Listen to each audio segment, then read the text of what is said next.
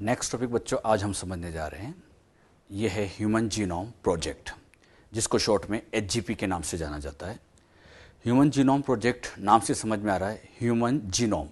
Genome का मतलब ये होता है कि जैसे ह्यूमन के रिस्पेक्ट में समझे तो ह्यूमन की जो गैमेट वाली सेल है, हैप्लॉइड सेल है, उसके अंदर जितने भी क्रोमोसोम हैं उनको हम डिटेल में यहाँ पर स्टडी करते हैं और उससे हम कंक्लूजन निकालते हैं। मतलब अपने जीनोम को स्टडी करना और उससे हमने क्या क्या कंक्लूजन मिला है वो उसके बारे में हम यहाँ पर समझने वाले हैं। जब हम ये टॉपिक समझते हैं तो एक वर्ड हम कई बार बोलते हैं सीक्वेंसिंग। इस टॉपिक में बार बार हम सीक्वेंसिंग वर्ड बोलते हैं। अब ये सीक्वेंसिंग क्या होती है, पहले ये वर्ड आप अच्छे से क्लियर कीजिएगा। सीक्वेंसिंग समझ में आएगी तभी जाके हम आगे के वर्ड अच्छे से समझ पाते हैं। सीक्वेंसिंग का मतलब क्या होता है, मान लीजिए बच्चों यहाँ पर ये कोई डीएनए है, ये डीएनए है। इस डीएनए के अंदर नाइट्रोजन बेस की हम बात करें तो कई सारे यहाँ पर नाइट्रोजन बेस होंगे तो 4 टाइप के, A, G, C, T, लेकिन उसकी सीक्वेंस कुछ भी हो सकती है। अगर मैं आपसे पूछूं कि यहाँ पर जो पहला नाइट्रोजन बेस होगा, यहाँ पर जो फर्स्ट नाइट्रोजन बेस होगा वो कौन सा होगा, तो इन 4 में से कुछ भी हो सकता है। वो A भी हो सकता है, G भी हो सकता है, C भी हो सकता है, T भी हो सकता है। ये हमें पता करना है। डीएनए के ऊपर कोई वो सीक्वेंस लिखी तो होती नहीं है, हमें वो सीक्वेंस पता करना, और ये सीक्वेंस का पता करना इसी को कहा जाता है सीक्वेंसिंग। जैसे यहां पता किया तो यहां पर पहला नाइट्रोजन बेस हमें पता चला और वो मान लीजिए A है। हमने सीक्वेंस की पहला क्या पता चला, A है। अब बताओ अगला कौन सा होगा, तो अगला कोई भी हो सकता है। 4 ऑप्शन है, A, G, C, T, कुछ भी हो सकता है। मान लीजिए पता किया और अगला यहां पर फिर से हमें A पता चला, क्या ऐसा हो सकता है? यस हो सकता है। A के बाद वापस A भी आ सकता है। फिर हमने अगले न्यूक्लियोटाइड को पता किया तो सपोज करिए वो G वाला था, तो इस तरह से पहला A, फिर G, फिर नेक्स्ट कौन सा है, मान लीजिए पता किया वो C है। तो ऐसी यहां पर सीक्वेंस पता करना, इसी को कहा जाता है सीक्वेंसिंग। वर्ड समझना अच्छे से, सीक्वेंसिंग का मतलब सीक्वेंस पता करना। तो डीएनए के ऊपर ऐसे नाइट्रोजन बेस की सीक्वेंस पता करना, यही सीक्वेंसिंग कहलाता है। तो ह्यूमन जीनोम प्रोजेक्ट में जैसे ही मैं बोलूं सीक्वेंसिंग, समझ में आ जाएगा, यह सीक्वेंस पता करना है। ह्यूमन जीनोम प्रोजेक्ट ये एक मेगा प्रोजेक्ट है और ये काफी एम्बिशियस प्रोजेक्ट है। इस प्रोजेक्ट से काफी कुछ कंक्लूजन मिले हैं जो हमें काफी फायदा भी करते हैं। सबसे पहले बात आती है कि ये प्रोजेक्ट कब स्टार्ट किया गया। प्रोजेक्ट की अगर हम स्टार्टिंग की बात करें तो ये स्टार्ट हुआ था 1990। इस प्रोजेक्ट के अंदर आप लोगों को सारी इंफॉर्मेशन दी जाएगी। आप लोगों को ये इंफॉर्मेशन अच्छे से याद रखना है। मेन यहाँ इंफॉर्मेशन ही है, इसमें ज़्यादा समझने वाली बातें नहीं है, इसमें इंफॉर्मेशन है। तो आप लोग ये इंफॉर्मेशन याद रखें। ये सारी इंफॉर्मेशन एनसीईआरटी की है। एनसीईआरटी की इंफॉर्मेशन को आपको अच्छे से याद रखना है। तो पहला पॉइंट, स्टार्ट कब हुआ था ह्यूमन जीनोम प्रोजेक्ट, 1990। बात आती है कंप्लीशन, तो कंप्लीट हुआ था 2003 में। तो 1990 से शुरू होकर 2003 में कंप्लीट हुआ। तो कह सकते हैं अप्रोक्सीमेटली ये 13 ईयर का प्रोजेक्ट था। मतलब काफी बड़ा सा प्रोजेक्ट था, 13 साल ये प्रोजेक्ट चला था। अच्छा, ये प्रोजेक्ट ऑलमोस्ट 2003 में कंप्लीट हुआ था, फाइनल कंप्लीट नहीं हुआ था। 2003 तक अपने जीनोम के मैक्सिमम क्रोमोसोम स्टडी कर लिए गए। सारे क्रोमोसोम की स्टडी करनी थी, मैक्सिमम क्रोमोसोम की स्टडी कर ली गई, लेकिन एक क्रोमोसोम बच गया था और वो था chromosome number first. Chromosome first काफी बड़ा होता है तो उसको स्टडी करने में काफी टाइम लगा और उसकी स्टडी कंप्लीट हुई थी मई 2006 में। ये याद रखना, सारे क्रोमोसोम में से किसकी स्टडी सबसे लास्ट में हुई, क्रोमोसोम नंबर फर्स्ट की स्टडी सबसे लास्ट में हुई और ये कंप्लीट हुई थी मई 2006 के अंदर। ह्यूमन जीनोम प्रोजेक्ट के अंदर जो क्रोमोसोम स्टडी किए गए तो वो 23 नहीं बल्कि 24 थे। तो यहां पे 24 क्रोमोसोम को स्टडी किया गया था। इन 24 क्रोमोसोम में से ऑटोसोम की बात करें तो 22 थे और 2 यहां पर सेक्स क्रोमोसोम्स थे। तो 22 autosome plus 2 sex chromosome total हो गए 24 और इन 24 क्रोमोसोम को स्टडी किया गया। जैसे बच्चों आप ऐसे समझिएगा, ये क्रोमोसोम नंबर 1 है और ये भी क्रोमोसोम 1 है। ये 1 तो कहलाते हैं होमोलोगस क्रोमोसोम। अच्छा, इसी तरह से यहां पर ये 2 है, इसी तरह से ये 3 है। ऐसे यहां पर डिप्लॉइड सेल के अंदर ऐसे 2 की फॉर्म में ये क्रोमोसोम प्रेजेंट होंगे। ऐसे अगर हम चलते जाए तो यहां तक पहुंच गए 22 और ये 22। अब बताइए 1 से लेके 22 ये और 1 से लेके 22 ये, 22 प्लस 22 टोटल हो गए 44 और इन्हीं 44 को मिला के कहेंगे हम ऑटोसोम्स। ये तो बन गए ऑटोसोम। अब जो रिमेनिंग जो क्रोमोसोम बचे हैं वो कहलाते हैं सेक्स क्रोमोसोम। अगर फीमेल में समझा जाए तो फीमेल में सेक्स क्रोमोसोम XX होते हैं, ये बच्चों किसकी सेल की बात की जा रही है? फीमेल। फीमेल को रिप्रेजेंट करने के लिए इस तरह से यहां पे बना दिया जाता है। तो फीमेल की सेल में XX क्रोमोसोम होंगे, लेकिन अगर मेल की सेल है तो वहां X और Y होंगे। तो मेल की सेल में X और Y क्रोमोसोम होंगे, और ये XX, XY इनको कहा जाता है सेक्स क्रोमोसोम। ये सेक्स क्रोमोसोम है। फीमेल में XX होंगे और मेल में XY होंगे। अब सबसे मेन बात, अगर हम इस क्रोमोसोम 1 की स्टडी करें, बहुत ध्यान सुनना, इस क्रोमोसोम 1 की स्टडी करें और इस 1 की स्टडी करें, बात तो एक ही है। क्योंकि इस क्रोमोसोम पे यहां पे जो जीन होगी, इस क्रोमोसोम पे सेम लोकस पर, सेम जगह पे सेम ही जीन होती है। अरे इन 1 पे सेम ही जीन होती है। और ये 1 किसी का भी स्टडी करो, चाहे हम अपना स्टडी करें, चाहे किसी अदर पर्सन का स्टडी करें, सबका, पूरे ह्यूमन में सबका क्रोमोसोम नंबर 1 एक जैसा है। तो किसी का भी आप एक क्रोमोसोम 1 स्टडी करें, मतलब इस 1 को स्टडी करो या इस 1 को, बात एक ही है। तो इन 1 में से केवल एक 1 को स्टडी किया गया, इसको स्टडी नहीं किया गया। मतलब यहां पे बच्चों इसको स्टडी नहीं किया गया, केवल यहां पर एक 1 को स्टडी किया। अब बताओ 2 में से कोई एक 2 स्टडी कर लो, बात वही है। तो यहां पर एक 2 को स्टडी किया गया, 3 में एक 3 को स्टडी किया गया।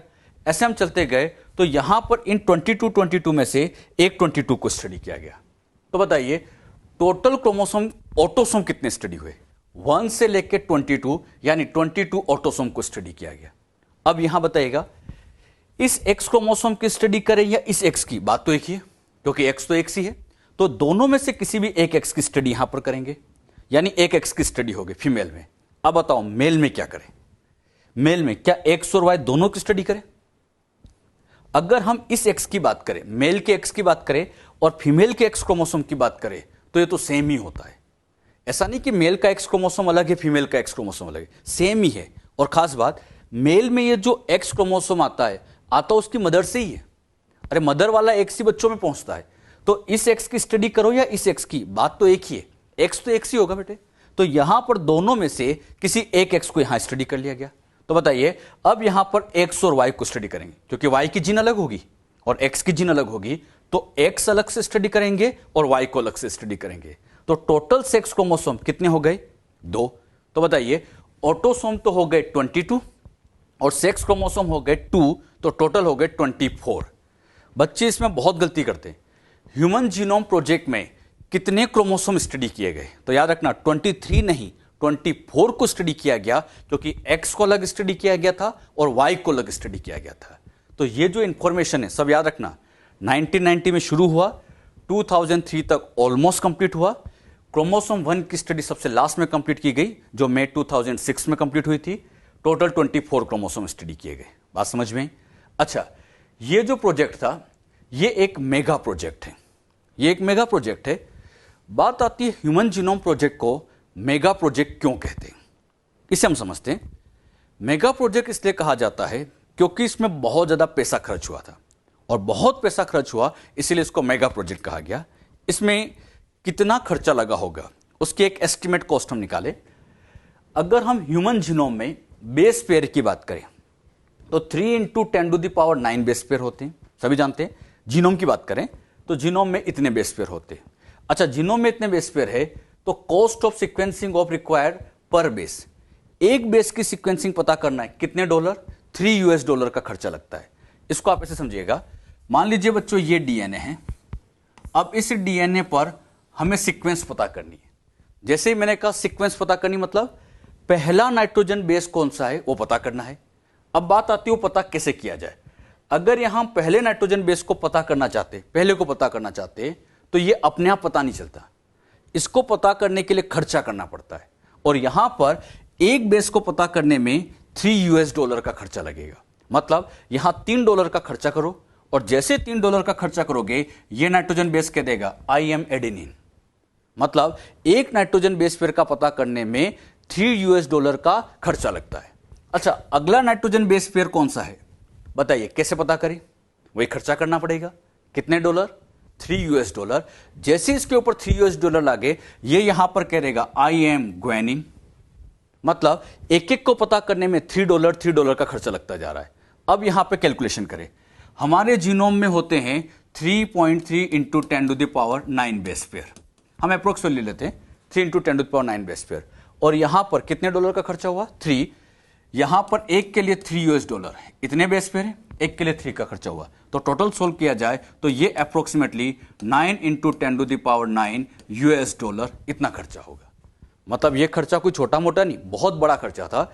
10⁻9 इतने खर्चे होने थे। और ये खर्चा कैसे निकाला? इतने बेस पेयर थे, एक के लिए $3 खर्च होते हैं तो हम निकाल सकते हैं।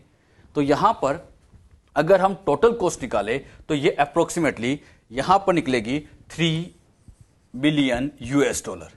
इतने पैसे यहां पर खर्च होने वाले थे। मतलब यहां पे कोई छोटा मोटा खर्चा नहीं, बहुत बड़ा खर्चा होने वाला था। क्लियर?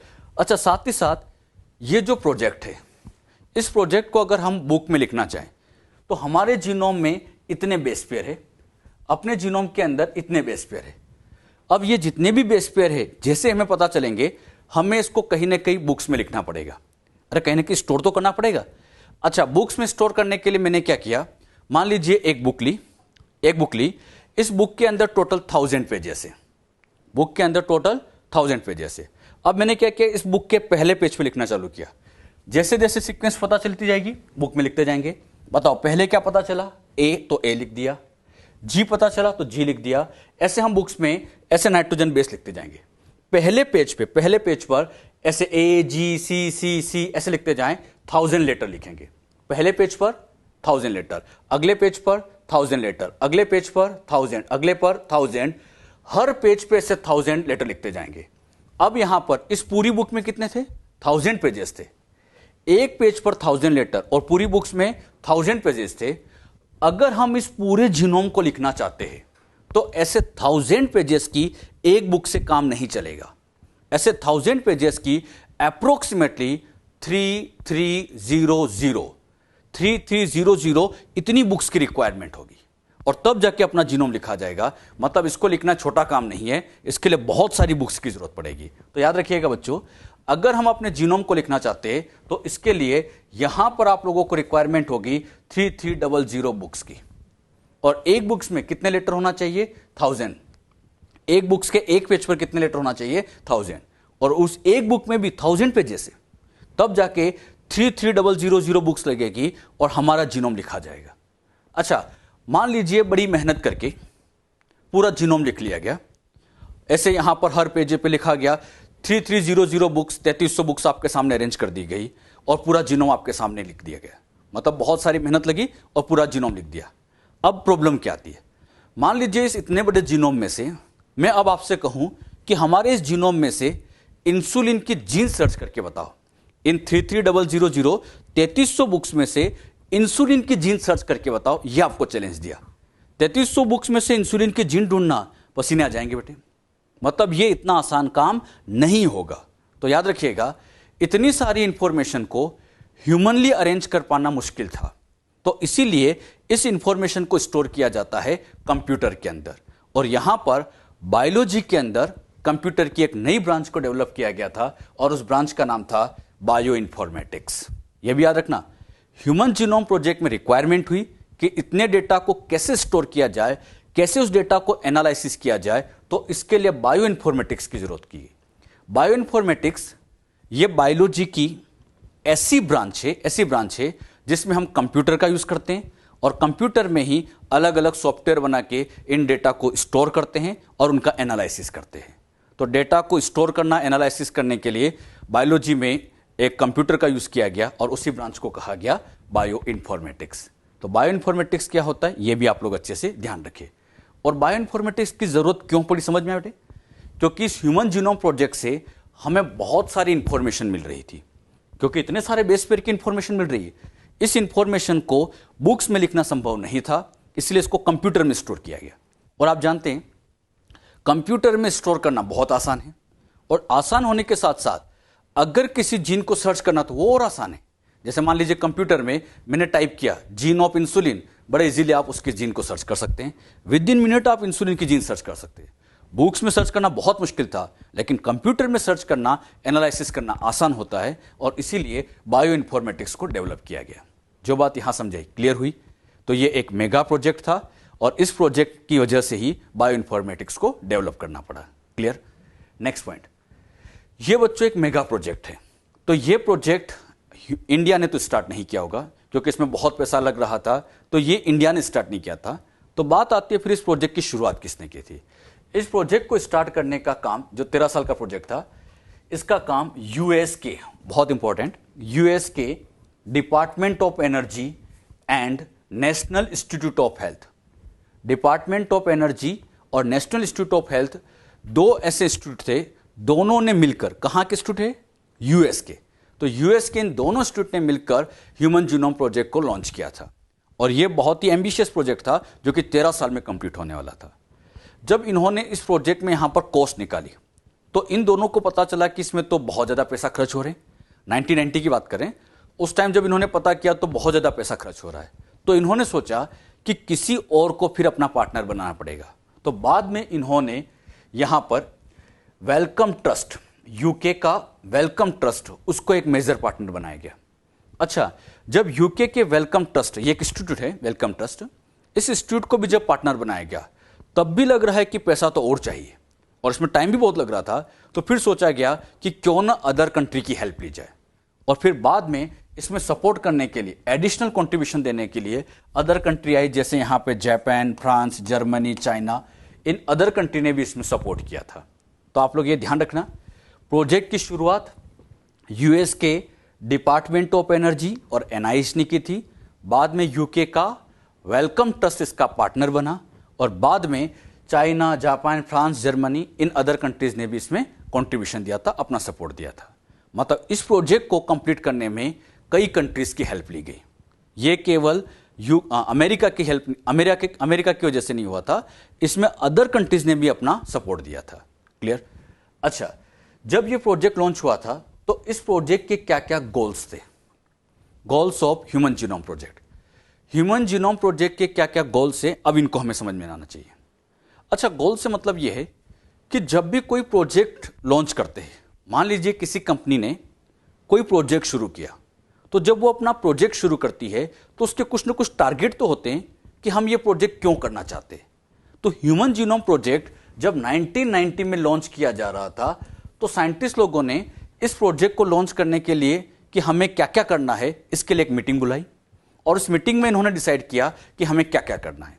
ह्यूमन जीनोम प्रोजेक्ट में सबसे पहला जो काम करने वाला था, यह था सारे के सारी जीन्स को पता करना।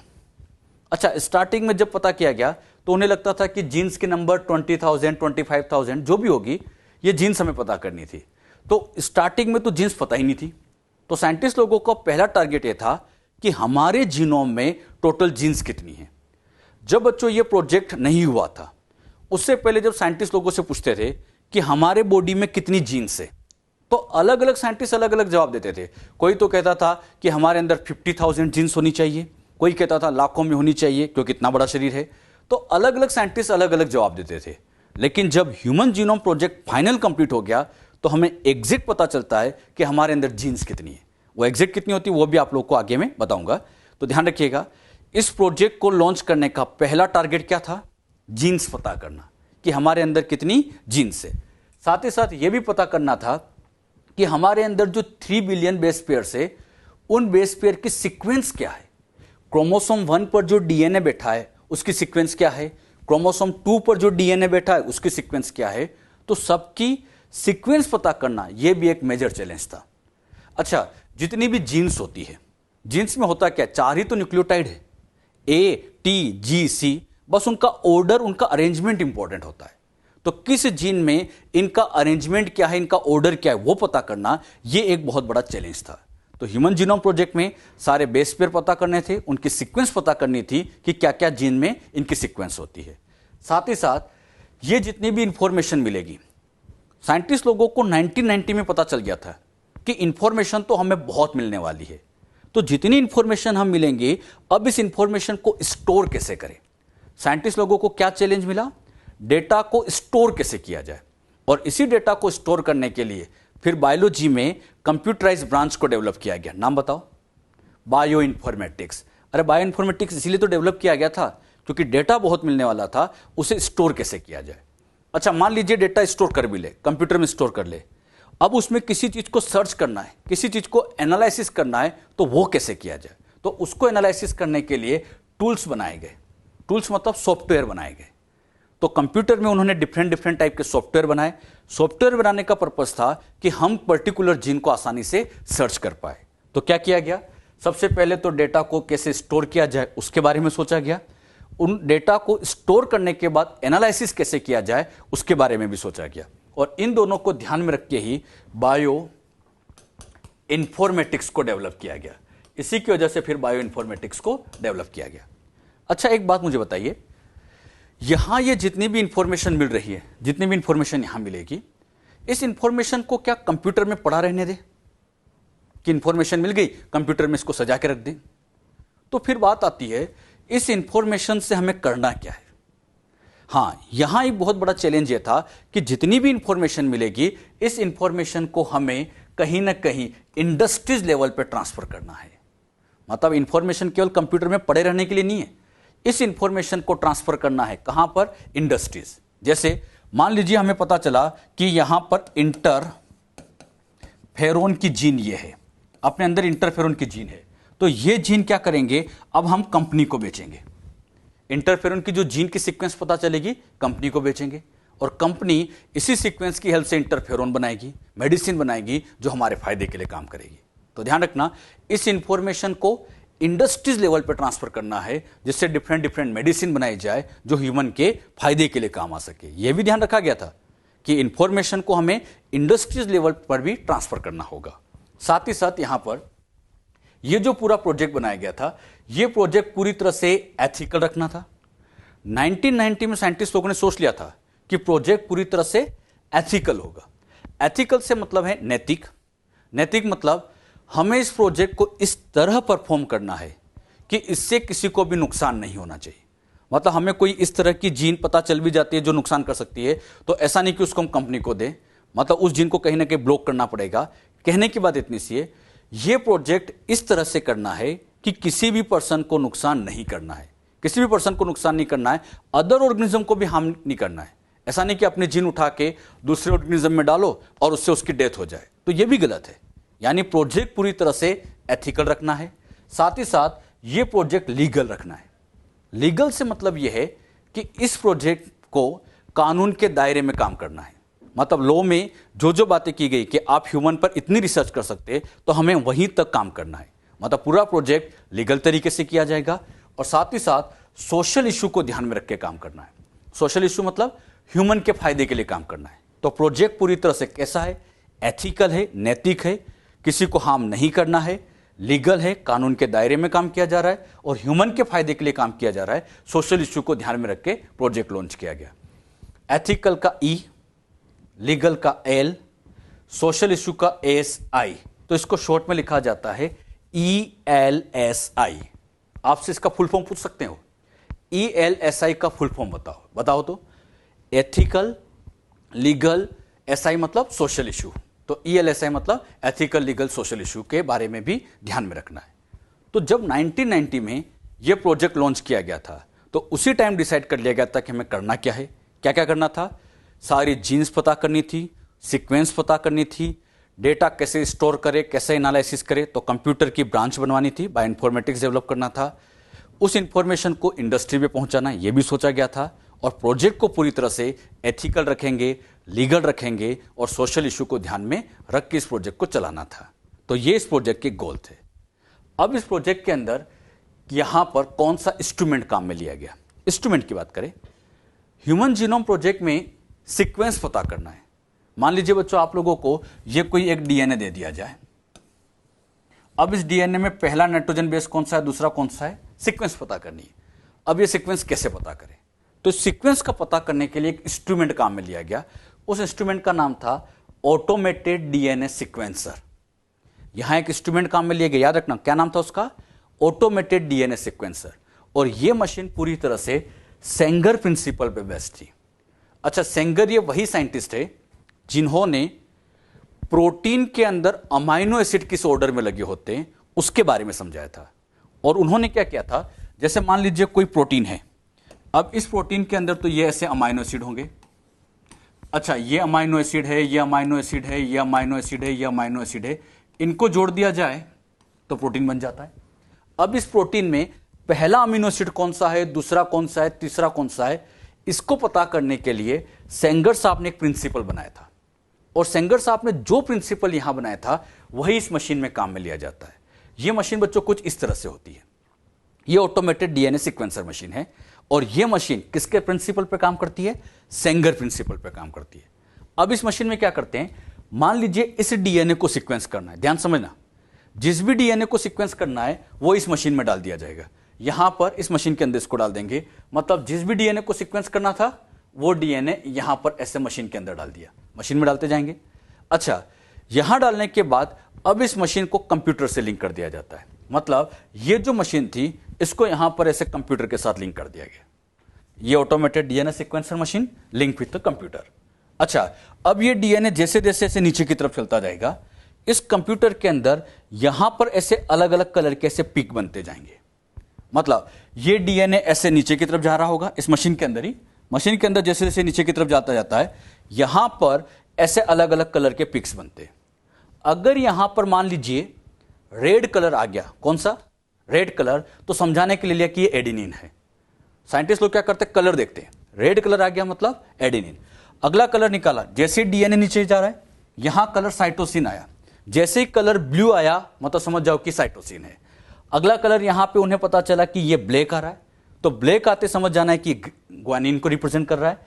यहां पर अगला कलर जो है समझाने के लिए लिया कि ये ग्रीन है, और ग्रीन आते ही यहां पर थाइमिन है, समझाने के लिए।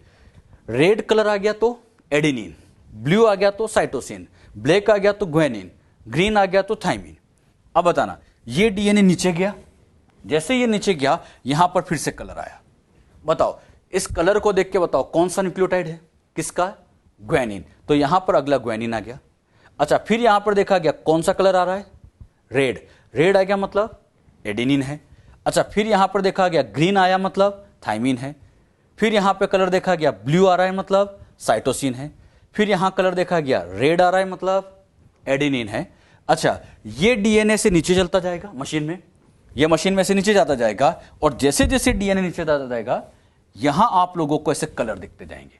फिर यहां पर ऐसे कलर दिखा, कौन सा आ रहा है? ग्रीन, और ग्रीन दिखते ही समझ जाना कि थाइमिन है।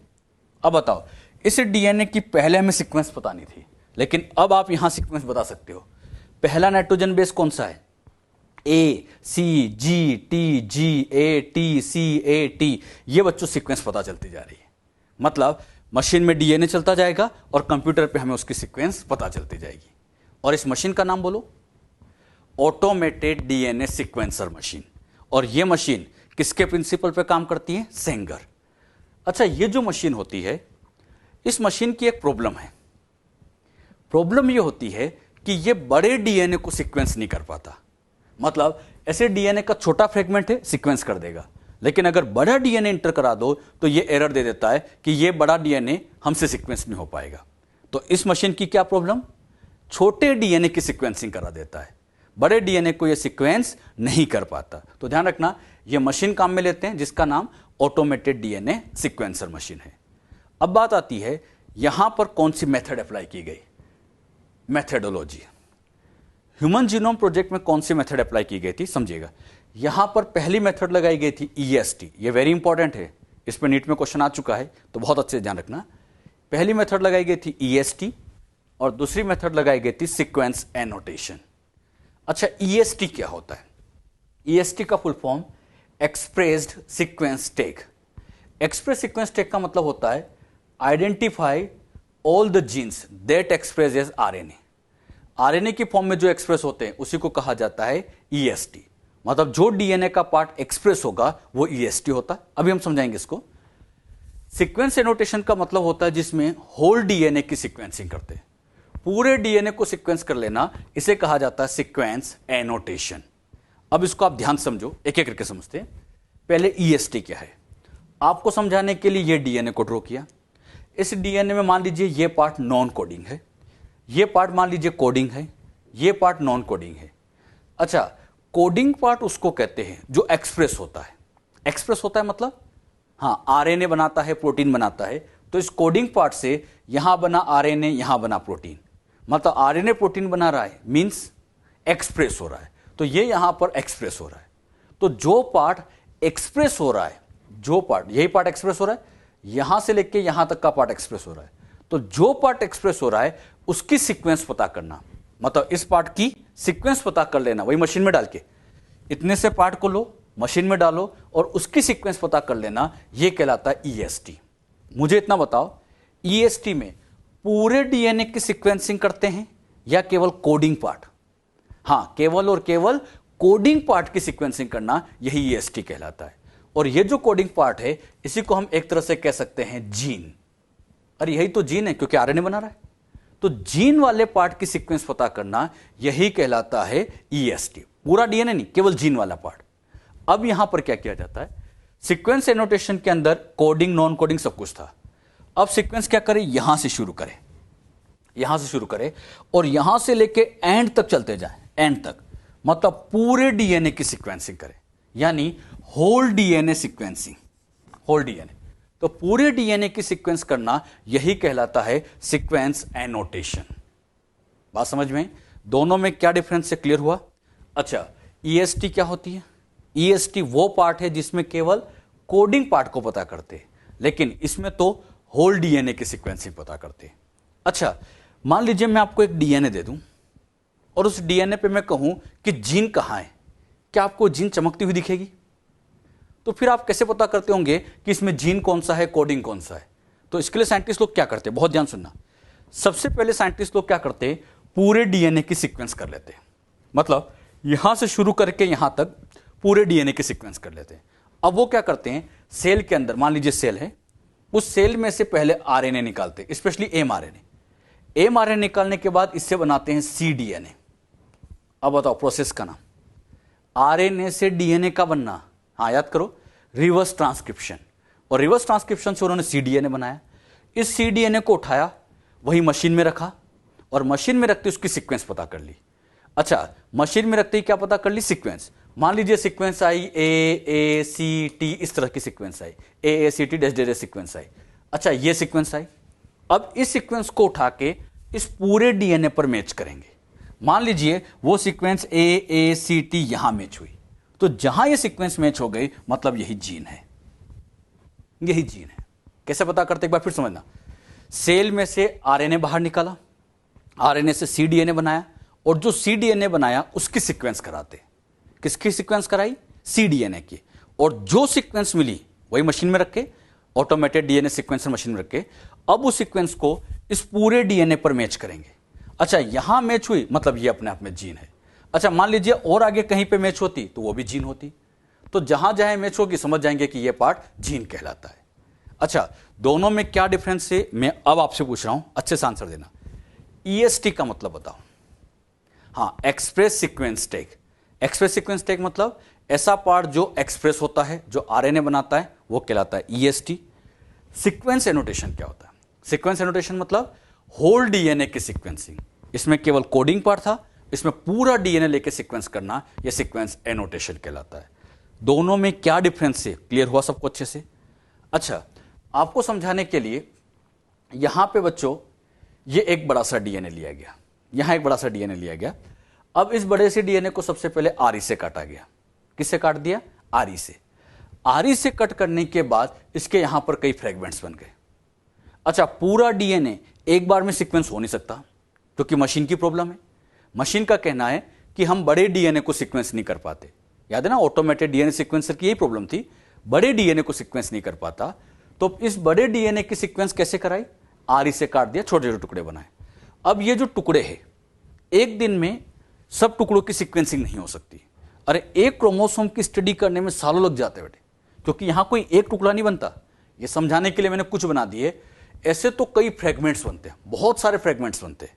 अच्छा, अब इतने सारे फ्रेगमेंट्स बने हैं तो पहले इन फ्रेगमेंट्स को कहीं ना कहीं स्टोर करके रखना पड़ता है, और इनको स्टोर करने के लिए हम होस्ट सेल का यूज करते हैं। जैसे समझाने के लिए, होस्ट सेल यहां पर ले ली बैक्टीरियल सेल। होस्ट सेल का नाम क्या लिया, बैक्टीरियल सेल ले ली। अब यहां पर क्या किया गया, ये यहां पर डीएनए लिया, डीएनए ले लिया। अब इस डीएनए को, अच्छा ये जो डीएनए होता है, इस डीएनए को स्पेशली कहा जाता है वेक्टर। ये वेक्टर इसलिए काम में लेते हैं ताकि ये जो टुकड़ा है, इस टुकड़े को इस बैक्टीरिया की सेल में पहुंचा सके। ये डीएनए का टुकड़ा अपने आप इस सेल में नहीं जा सकता, तो इसको अंदर पहुंचाने के लिए यहां पर एक स्पेशल डीएनए की जरूरत पड़ती है जिसे कहा जाता वेक्टर। अगर ये बैक्टीरिया में पहुंचाना है तो जो वेक्टर काम में लेंगे उसका नाम बीएससी। बीएससी का full form bacterial artificial chromosome. BSC का full form bacterial artificial chromosome. अब ये बैक्टीरियल आर्टिफिशियल क्रोमोसोम क्या करता है, इसके साथ इसको जोड़ा जाता है। डीएनए लाइगेज एंजाइम से इन दोनों को जोड़ा तो ये बच्चों जुड़ गए, और ये वाला पार्ट समझाने के लिए कि ये यहां पे आके जुड़ गया। अच्छा, जुड़ने के बाद इसको उठा के फिर यहां पर होस्ट सेल के अंदर ट्रांसफर कर देते हैं। तो मैंने क्या समझाया, पूरा डीएनए तो एक बार में सीक्वेंस नहीं होता, काटा, टुकड़े बने। अब इस टुकड़े को यहां पर होस्ट सेल में स्टोर करना था, और इसको स्टोर करने के लिए वेक्टर काम में लिया। वेक्टर का नाम क्या था, बीएससी। बीएससी का फुल फॉर्म बोलो, बैक्टीरियल आर्टिफिशियल क्रोमोसोम। और इन दोनों को जोड़कर इस डीएनए को उठा के यहां ट्रांसफर कर दिया। सेम एज मान लीजिए इस फ्रेगमेंट को पहुंचाना है, इस फ्रेगमेंट को मुझे स्टोर करना है, तो यहां पर इस बार यीस्ट की सेल ली गई।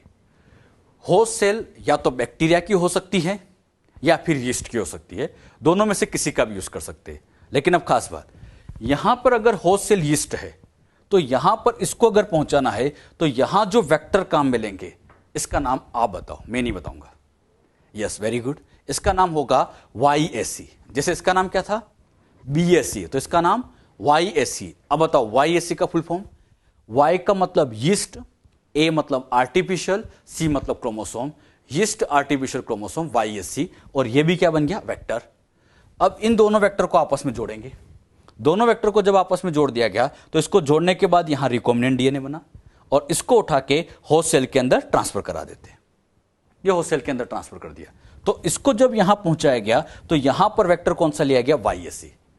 ह्यूमन जीनोम प्रोजेक्ट में दो वेक्टर बहुत इंपॉर्टेंट है, ये दोनों वेक्टर सबको अच्छे से याद होना चाहिए, BSC और YAC। BSC कब काम में लेते हैं, जब बैक्टीरिया में जीन पहुंचानी है, और YAC कब काम में लेते हैं, जब यीस्ट में पहुंचानी है। नीट में ये क्वेश्चन आ चुका है, ह्यूमन जीनोम प्रोजेक्ट में कौन से वेक्टर लिए गए, तो दोनों याद रखना, BSC एंड YAC वेक्टर लिए गए। और वेक्टर काम में क्यों लिए, ताकि इनको उठा के हम होस्ट सेल के अंदर ट्रांसफर कर सके। बात समझ में आई बच्चों। अच्छा, एक बात मुझे बताओ, यहां पर जब हमने इस डीएनए को काटा, कई फ्रेगमेंट्स बने, बहुत सारे फ्रेगमेंट्स बने। मान लीजिए ये पहला फ्रेगमेंट है, फर्स्ट फ्रेगमेंट है, तो बताओ सेकंड कौन सा होगा। यहां सेकंड फ्रेगमेंट इनमें से कोई भी हो सकता है। मान लीजिए ये सेकंड है, तो थर्ड कौन सा होगा, कोई भी हो सकता है, ये यहां पर होगा।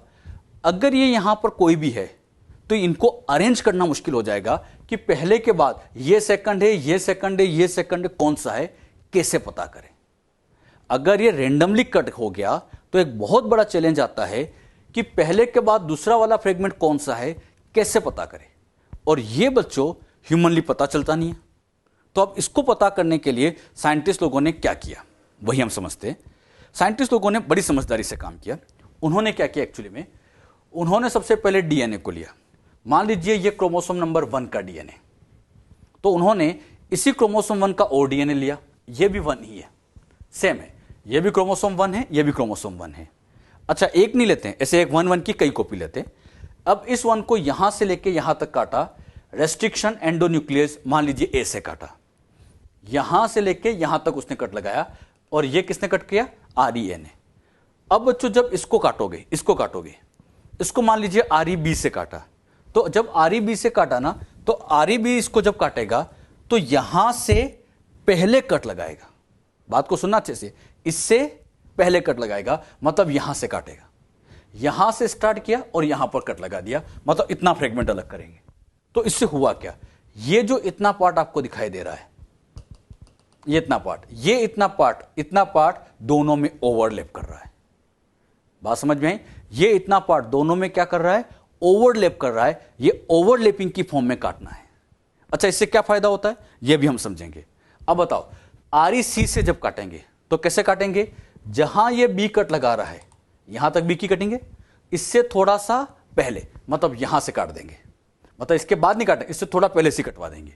अच्छा, ये मान लीजिए REC ने काटा, तो RE नंबर D जब काटेगा तो कैसे काटेगा, यहां जब इसने कट लगाया तो इससे थोड़ा सा पहले, मतलब यहां कट लगाएंगे। अच्छा, यहां पर इसको थोड़ा पहले कट करने का फायदा क्या हुआ, मान लीजिए इसको A B C D अलग अलग RE से काटा और ऐसे यहां कई फ्रेगमेंट्स बन गए। अब सपोज करो, बहुत ध्यान सुनना, मान लीजिए ये REA का फ्रेगमेंट सिखाने के लिए, इस फ्रेगमेंट के एंड पे लिखा है AGCC, यहां पर क्या लिखा है AGCC, एंड पे लिखा है। तो बताओ फर्स्ट के एंड पे AGCC है, तो इसका मतलब सेकंड के स्टार्टिंग में होगा। अब यहां चेक कर लो, अब यहां चेक किया तो इसके स्टार्टिंग में वही AGCC आ रहा है, तो इसका मतलब ये अगर पहला है तो श्योर है कि ये दूसरा है। और ये पार्ट दोनों में क्या कर रहा है, ओवरलैप कर रहा है, तो इसको ओवरलैपिंग की फॉर्म में काटा जाता है। अरे बात समझ में? और क्यों काटा गया? ताकि इसके बाद का फ्रेगमेंट कौन सा है वो पता चल पाए।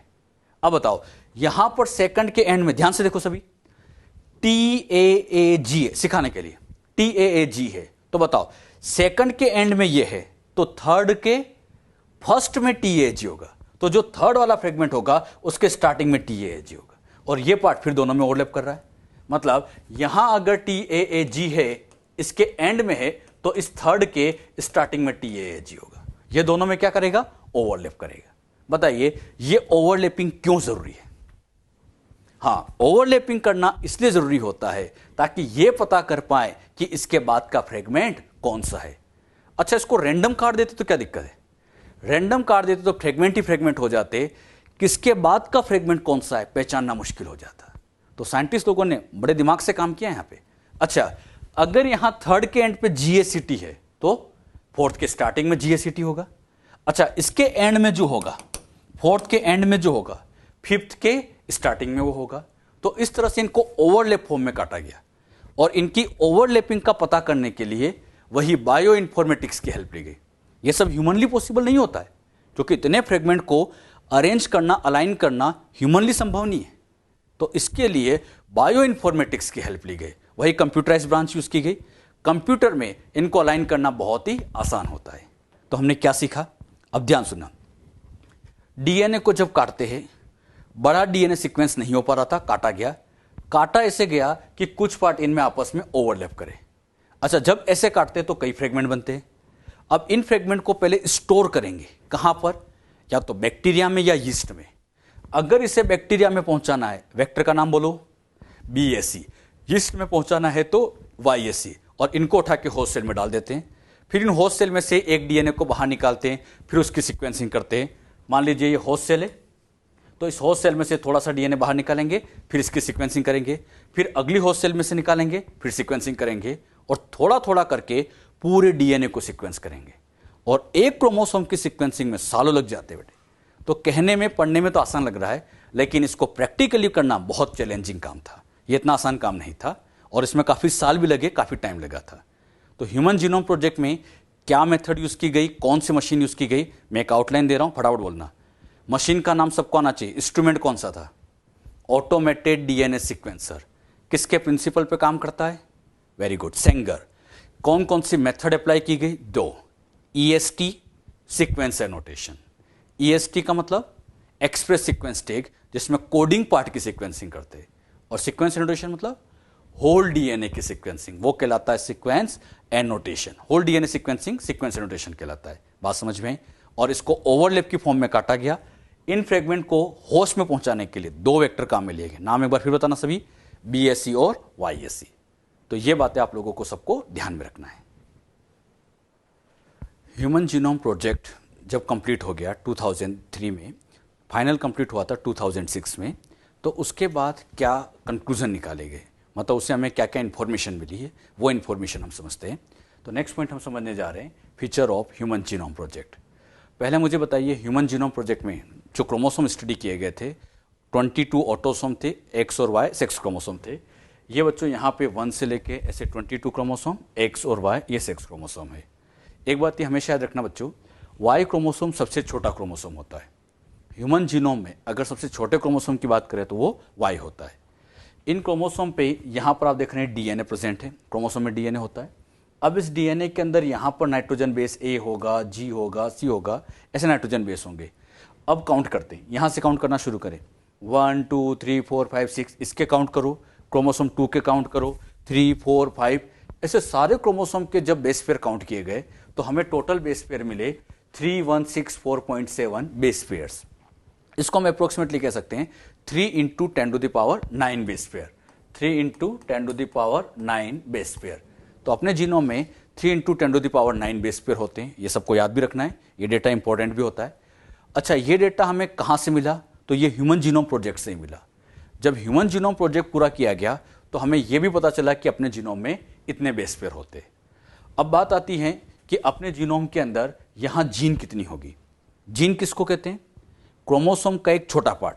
इस क्रोमोसोम का ये छोटा पार्ट जो आरएनए बनाता है क्या कहलाता है बच्चों? जीन। ये छोटा पार्ट जीन है। इसी तरह से ये जीन है। एक क्रोमोसोम पर एक जीन होती है बहुत सारी, तो आप जानते हैं एक क्रोमोसोम पे तो कई जीन हो सकती है।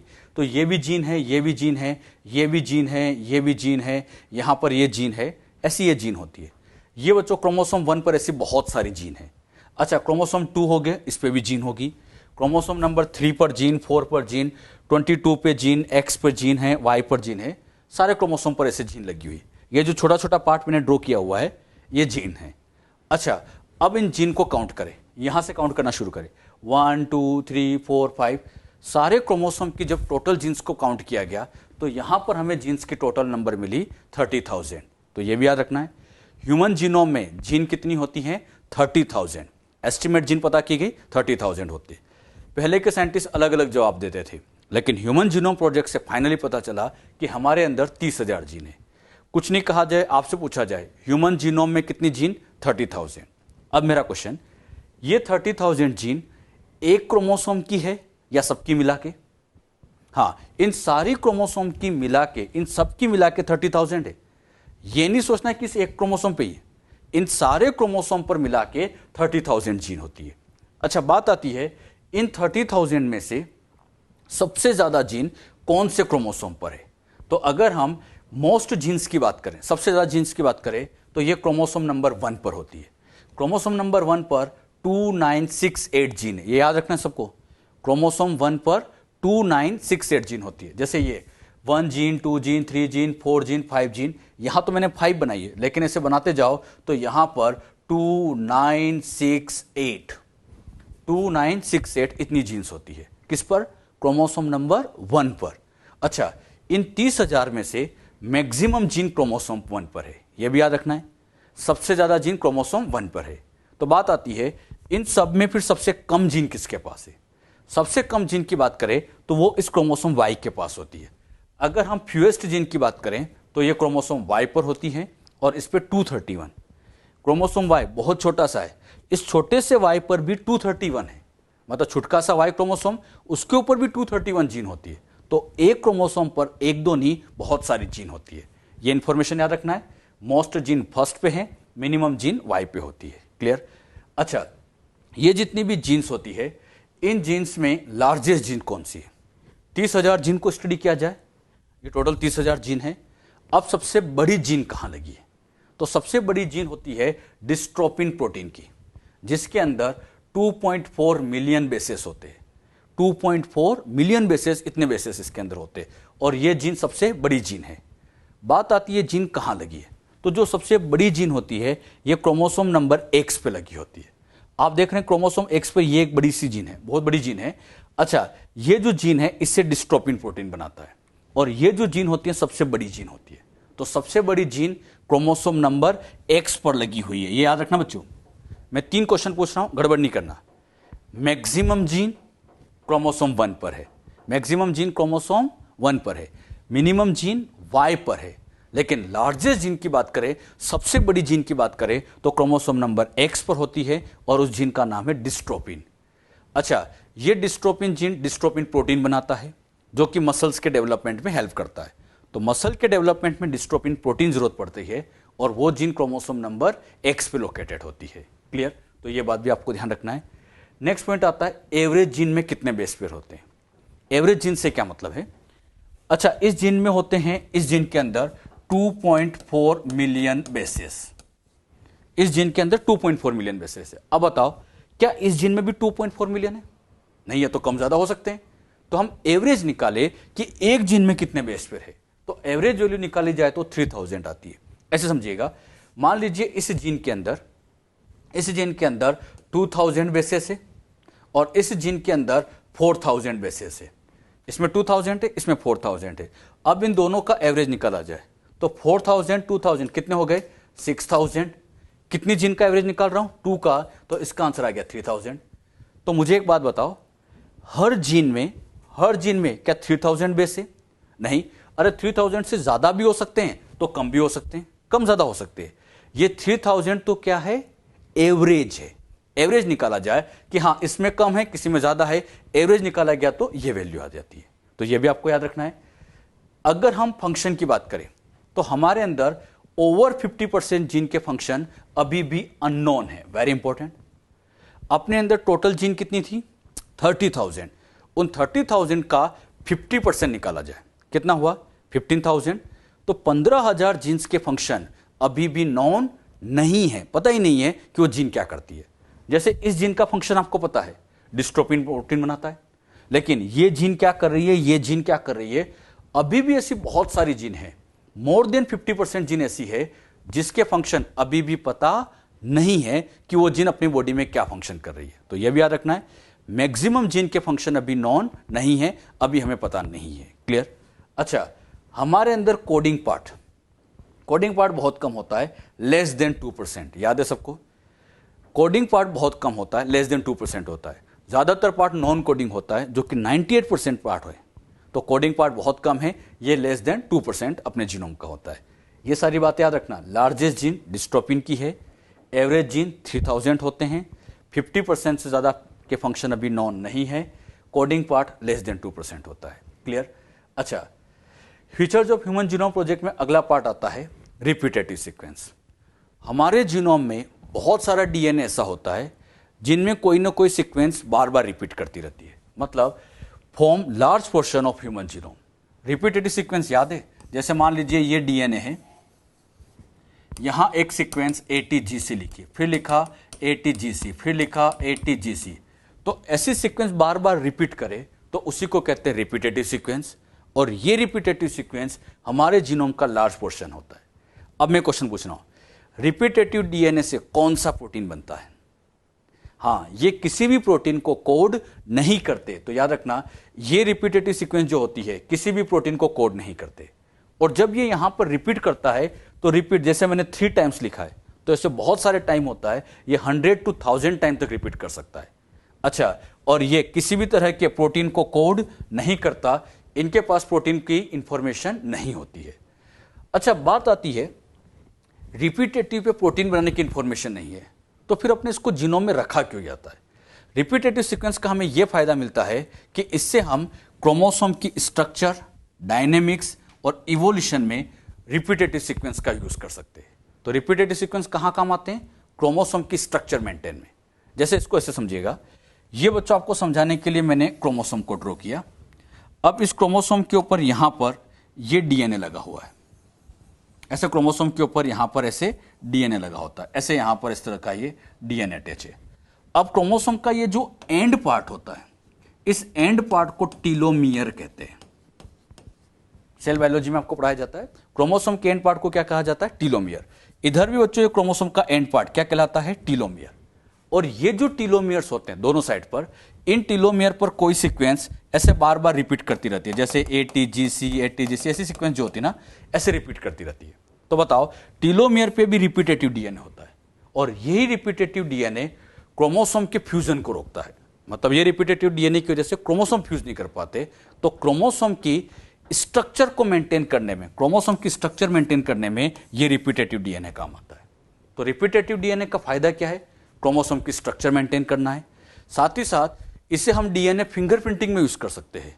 याद करिए, डीएनए फिंगरप्रिंटिंग पूरी तरह से रिपीटेटिव डीएनए पे बेस्ड होते हैं, मतलब इसके डायनेमिक रोल होते हैं। साथ ही साथ ये इवोल्यूशन में भी हेल्प करता है। इवोल्यूशन में कैसे? जैसे मान लीजिए ह्यूमन का रिपीटेटिव डीएनए लिया, चिंपांजी का लिया और रेट का लिया, ह्यूमन, चिंपांजी, रेट। अब यहां पर इसके रिपीटेटिव डीएनए को चेक किया, इसके रिपीटेटिव डीएनए को चेक किया, इसके डीएनए को चेक किया, तो ह्यूमन का रिपीटेटिव डीएनए चिंपांजी से बहुत ज्यादा मैच करता है। तो हम कह सकते हैं इवोल्यूशन में ह्यूमन का क्लोज रिलेटिव चिंपांजी है। तो कौन किसके क्लोज रिलेटिव होता है? इवोल्यूशन के रिलेशन को समझाने में भी रिपीटेटिव डीएनए काम आता है। अब मैं आपसे पूछ रहा हूं, ढंग से आंसर देना। रिपीटेटिव डीएनए से कौन सा प्रोटीन बनता है?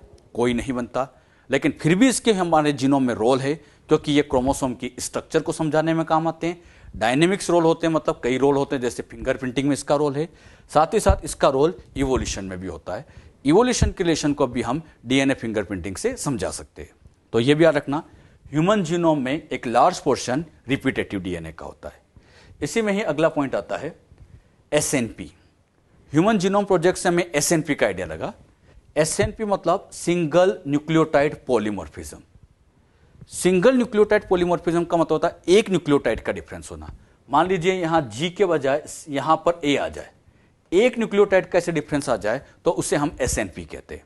ये एसएनपी ह्यूमन में 1.4 मिलियन लोकेशन पे होता है।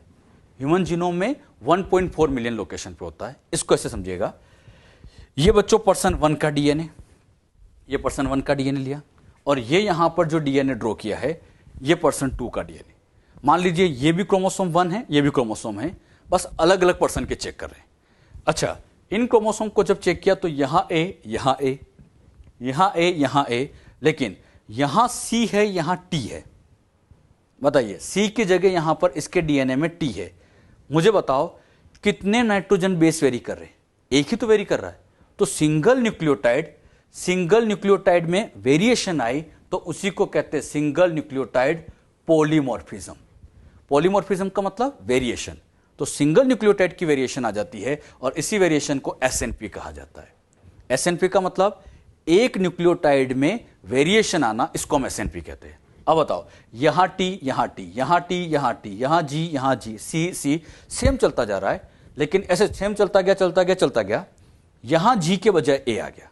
तो यहां पर कितने न्यूक्लियोटाइड वेरी करे? इस जगह पे एक, और एक वेरी कर रहा है, मतलब ये भी एसएनपी है।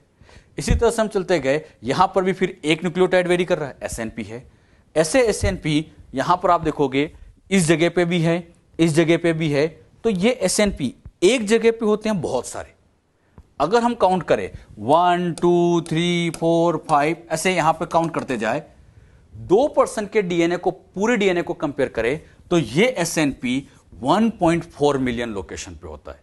ये वैल्यू याद रखना, एसएनपी कितनी लोकेशन पे होता है? 1.4 मिलियन। समझाने के लिए मैंने यहां पर ये 4-5 बनाए, लेकिन ऐसे 4-5 नहीं होते, ये तो 1.4 मिलियन लोकेशन तक हो सकते। तो एसएनपी ऐसे कई जगहों पे होते हैं। ये बात भी आप अच्छे से ध्यान रखें। ये भी आपको याद रखना है कि एसएनपी 1.4 मिलियन लोकेशन पे होते हैं। तो ह्यूमन जीनोम प्रोजेक्ट से हमें क्या क्या पता चला? आउटलाइन, हमारे अंदर टोटल बेस पेयर 3 × 10⁹ है। हमारे अंदर जीन 30,000 है। मैक्सिमम जीन क्रोमोसोम 1 पे है, मिनिमम क्रोमोसोम Y पर है। सबसे बड़ी जीन क्रोमोसोम X पे लगी है, जो कि डिस्ट्रोफिन प्रोटीन की है। एक जीन में एवरेज 3000 बेस होते हैं। 50% जीन के फंक्शन अभी भी नॉन नहीं है। हमारे अंदर रिपीटेटिव डीएनए होता है, और साथ ही साथ 1.4 मिलियन लोकेशन पर एसएनपी होते हैं। यह सब हमें कहां पता चला? ह्यूमन जीनोम प्रोजेक्ट जब किया गया तो ये इंफॉर्मेशन की। अगर ह्यूमन जीनोम प्रोजेक्ट नहीं हुआ होता तो ये इंफॉर्मेशन हमें मिलती नहीं। हमारा जीनोम सीक्वेंस किया गया, बहुत अच्छी बात है, लेकिन अपनों से पहले कई अदर ऑर्गेनिज्म के भी जीनोम सीक्वेंस किए गए। किस किस के जीनोम सीक्वेंस किए गए, मॉड्यूल में पॉइंट लिखे हैं, तो आप इसको एक बार फटाफट समझ लीजिए। अगर हम अदर ऑर्गेनिज्म की बात करें, फर्स्ट प्रोकैरियोट्स की बात करें, जिसका जीनोम सीक्वेंस हुआ है, तो वो होता है हीमोफिलस इन्फ्लुएंजा।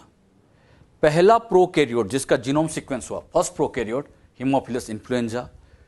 फर्स्ट यूकैरियोट जिसका जीनोम सीक्वेंस हुआ, यूकैरियोट की बात करें तो वो होता है सैकेरोमाइसिस सेरेवेसी। ये ह्यूमन से भी पहले की बात करें, ह्यूमन का जीनोम तो बाद में सीक्वेंस हुआ।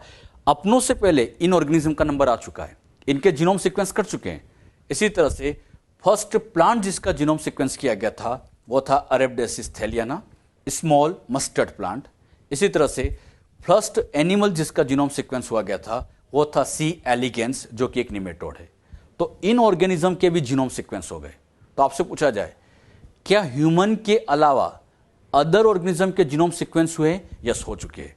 इसी तरह से राइस का जीनोम भी सीक्वेंस कर लिया गया है, ड्रोसोफिला का जीनोम भी सीक्वेंस कर लिया गया है। तो एक बात मुझे बताइए, हमारा जीनोम सीक्वेंस हुआ, समझ में आता है, ताकि इससे हमें कई सारी इंफॉर्मेशन मिले। हम इन अदर ऑर्गेनिज्म पर क्यों इंटरेस्टेड हैं? क्यों हम इन प्लांट का जीनोम सीक्वेंस कर रहे हैं, बैक्टीरिया का जीनोम सीक्वेंस कर रहे हैं, बताइए। हाँ, प्लांट का जीनोम इसलिए सीक्वेंस करते हैं ताकि एग्रीकल्चर फील्ड को बढ़ाया जाए। बैक्टीरिया का जीनोम इसलिए सीक्वेंस करते हैं ताकि हम मेडिकल फील्ड को बढ़ा सके, डिफरेंट मेडिसिन बना सके, डिजीज का पता लगा सके। तो इसके लिए हम अदर ऑर्गेनिज्म पे भी इंटरेस्टेड है। तो क्वेश्चन आए, ह्यूमन के अलावा अदर ऑर्गेनिज्म का जीनोम सीक्वेंस हुआ है और क्यों हुआ है? ताकि मेडिकल फील्ड को, एग्रीकल्चर फील्ड को बढ़ाया जा सके। तो ये था ह्यूमन जीनोम प्रोजेक्ट। यहां पे आके ये बच्चों अपना चैप्टर मॉलिक्यूलर वाला कंप्लीट होता है। जब हमने पूरा चैप्टर समझ लिया तो अब आप इसमें एक्सरसाइज भी सोल्व करेंगे। मॉड्यूल में exercise number 1, exercise number 2, exercise number 3, तीनों एक्सरसाइज आपको सोल्व करनी है। 1, 2, 3। पहले एक्सरसाइज 1 सोल्व करें, फिर 2 सोल्व करें। 3 वाली एक्सरसाइज में थोड़े कॉम्प्लिकेटेड क्वेश्चन होते हैं, लेकिन उनकी भी आप प्रैक्टिस जरूर करें। जितनी अच्छी प्रैक्टिस करेंगे उतना ही अच्छा चैप्टर और समझ में आता है। तो क्वेश्चनों की प्रैक्टिस भी आप साथ साथ करते रहे। क्लियर? तो जितना जितना हम पढ़ते जाएं, साथ साथ उसकी क्वेश्चन प्रैक्टिस भी आपको करनी है।